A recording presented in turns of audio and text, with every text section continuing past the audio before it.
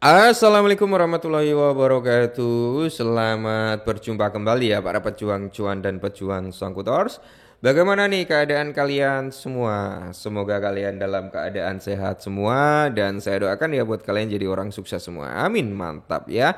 Dan tetap ya kawan-kawannya secangkir kopi harus selalu ada buat menemani kesempatan kali ini. Dimana kalau kita lihat bersama-sama sih untuk kinerja daripada sektor cryptocurrency masih stabil ya harga Bitcoin di area 105 ribuan dan semoga saja nanti ya bro ya saat kalian melihat atau menemukan video saya ini harganya udah jauh lebih baik lah ya.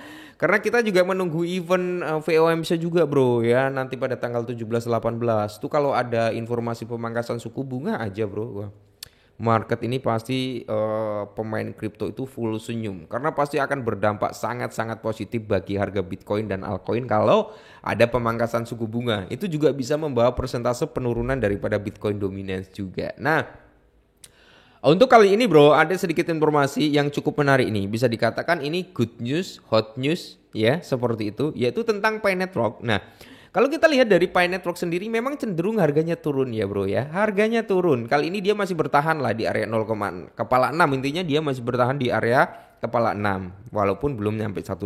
Nah, hal apa yang menarik kita langsung bahas. Nah, untuk hari ini kan teman-teman ya, Pi Network itu berada di kisaran harga kalau kurs dalam rupiah itu sekitar 10,2 ribu rupiahan lah ya, 10 ribuan. Nah, berdasarkan nilai kurs dalam bentuk USDT. Nah, di sini berapa nilai One Pi ya teman-teman? Ya One Pi itu sekitar di kepala 0,6 dolaran ya. Pi Network itu di kepala 6 dolaran. Nah, grafik harga Pi Network atau Pi selama satu hari terakhir itu menunjukkan tren penurunan ya. Tren penurunan. Pergerakan harga dimulai pada kisaran 0,63 dan terus menurun secara bertahap sepanjang hari meskipun ada sedikit kenaikan pada malam hari tanggal 8 Juni kemarin. Setelah itu harga turun menjadi sekitar 0,62. Nah, meskipun demikian sentimen masyarakat Pi tetap positif dengan 88% pengguna menunjukkan pendapatnya optimis terhadap kinerja Pi Network ini. Kurang lebih sekitar 41 juta suara ya saat ini kapitalisasi pasar. Pi Network itu kan di area kepala 4,64 miliar dolar dan total pasokan adalah 100 miliar bro dan circulating supply-nya itu di area 7,39 miliar. Oke. Secara keseluruhan, meskipun komunitas tetap optimis tentang masa depan Pi, tekanan jual dan berkurangnya aktivitas perdagangan merupakan penyebab utama penurunan harga selama periode ini. Nah, di sini menariknya bro, bayar tagihan listrik dan beli pulsa dengan Picoin berikut rinciannya. Menarik nih bro ya. Ini kabar cukup bagus ya. Jadi di sini kalau kita lihat Pi Network kini memperkenalkan ya aplikasi terdesentralisasi baru bernama Burst yang memungkinkan pengguna membayar tagihan listrik dan membeli pulsa serta data internet. Aplikasi ini sudah tersedia di banyak negara, termasuk ada di Afrika, Asia, dan Amerika Latin. Inovasi ini memungkinkan pengguna Picoin memanfaatkan kripto dalam transaksi sehari-hari. Jadi ini bisa dikatakan perkembangan daripada use case daripada si Pi Network. Dan di sini bisa kalian lihat sendiri lah ya, dikutip dari si P. Christian. Nah, jadi kalau kita lihat bro ya, isi ulang Artim dan data Anda segera bayar dengan Pi melalui Burst. Ya, Burst adalah dApps yang tangguh dalam ekosistem jaringan Pi yang dirancang untuk memudahkan pembelian Artim dan data cepat, andal, murah dan mendukung banyak negara ya bro ya. Ini adalah aplikasinya. Nah, payment sukses bro ya, payment sukses.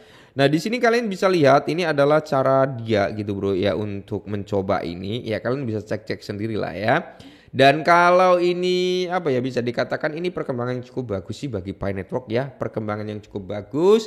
Ya semoga saja bro ya dApps itu segera meluncur semua. 100 dApps ya segera diluncurkan gitu. Dan kita kembali lagi ke sini bro, kalau kita lihat ya Burst dirancang untuk apa? Memberikan kemudahan dan kecepatan dalam transaksi. Pengguna hanya perlu membuka aplikasi Burst melalui Pi Browser, memilih negara dan penyedia layanan seluler, memasukkan nomor telepon dan menentukan jumlah yang ingin diisi ulang. Jadi di sini kalau kita lihat ya pembayaran dapat dilakukan langsung menggunakan Picoin dari Pi Wallet. Nah, dan pengisian ulang pulsa atau data dapat dilakukan secara instan juga bro ya. Jadi aplikasi ini dapat cepat, andal, dan sangat mudah digunakan. Hal ini menjadikan Boards pilihan favorit di antara pengguna Pi Network. Berbagai testimoni positif dari pengguna menunjukkan kepuasan mereka terhadap kemungkinan dan efisiensi yang ditawarkan oleh Boards ini. Nah, jadi ya walaupun harga daripada Pi Network itu koreksi bro, harganya turun, koreksi. Tapi kalau kita lihat dari segi perkembangannya sih sebenarnya cukup bagus ya, dengan beberapa peluncuran. Ada game ularnya kalau nggak salah ya. Itu sempat diluncurkan juga. Kali ini ada dApps ini juga. Jadi bagus ya, jadi bagus. Tinggal menunggu aja ya. Tanggal 28 Juni nanti apakah akan ada informasi pelistingan? Semoga saja bro ya, karena kita menunggu Pi to Die ya. Kita menunggu itu, semoga saja ada gebrakan yang cukup bagus lah bagi Pi Network. Nah, selain pembelian pulsa dan data, Boards memungkinkan pengguna untuk membayar tagihan listrik. Prosesnya juga mudah. Pemberian solusi praktis bagi mereka yang ingin menggunakan mata uang kripto setiap hari. Ini contohnya kayak kita menggunakan apa ya? Mobil banking gitu bro ya. Kita menggunakan mobil banking. Contohnya kurang lebih kalau di sektor perbankan seperti itu ya. Karena saat ini mobil banking itu ya bro ya, banyak sekali ya pilihan-pilihan. Kita bisa bayar listrik, tagihan air ya, terus kita bisa bayar internet juga ya, beli pulsa dan sebagainya gitu bro ya.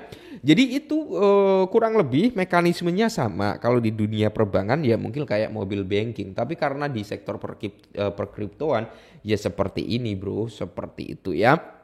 Jadi ini perkembangan cukup bagus. Kalau ini banyak penggunanya ya tidak menutup kemungkinan bro ya, Picoin juga bisa berkembang secara pelan-pelan. Harganya tentunya juga bisa naik juga lah ya.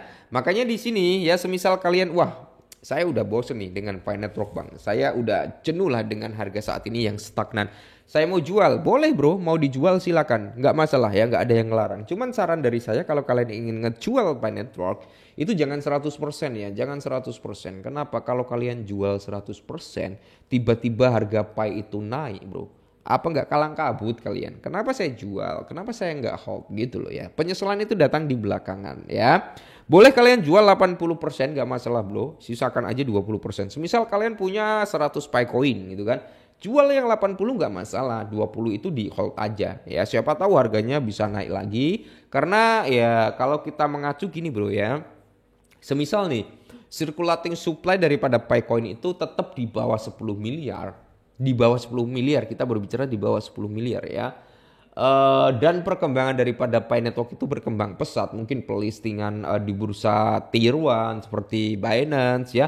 Terus dia bisa masuk Coinbase, Robinhood gitu bro. Maka prospek daripada Pi Network itu kalau untuk menyentuh di ranah harga $5 itu masih possible ya. Masih possible kalau circulating supply-nya itu masih di bawah 10 miliar gitu loh ya.